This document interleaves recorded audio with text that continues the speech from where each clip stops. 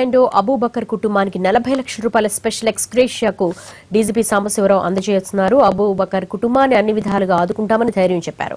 ఆంధ్ర, ఒరిస్సా సరిహద్దుల్లో జరిగిన ఎన్కౌంటర్లో నిన్న కమాండో ప్రాణాలు కోల్పోయాడు. మరోవైపు బెజ్జంగి అడవి ప్రాంతంలో ఈ రోజు ఉదయం ఎదురుకాల్పులో 4 మావోయిస్టులు హతమైనట్లుగా డీజీపీ ప్రకటించారు. దీంతో ఎదురుకాల్పుల ఘటనలో మృతుల సంఖ్య 28కి పెరిగింది.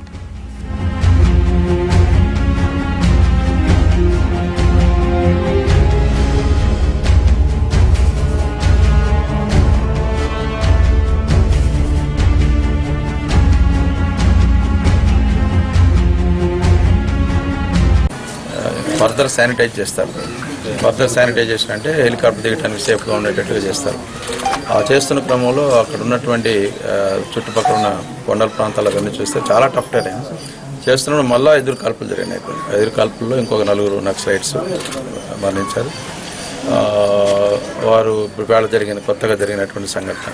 ఇప్పటివరకు అయితే 24+4 28 నక్సలైట్స్ చనిపోయారు. అదేవిధంగా అక్కడ ఉన్నటువంటి విషయాలన్నింటి కూడా ఒరిస్సా ప్రాంతం కాబట్టి డీజీ గారికి, అక్కడ ఎస్పీ గారికి తెలియపరిచాం. తర్వాత ఎంత టఫ్ టెరైన్లో మా కమాండోస్ పనిచేశారు. అబూబకర్ కమాండో ఎందుకు చనిపోవాల్సి వచ్చింది అది కూడా చూసాం.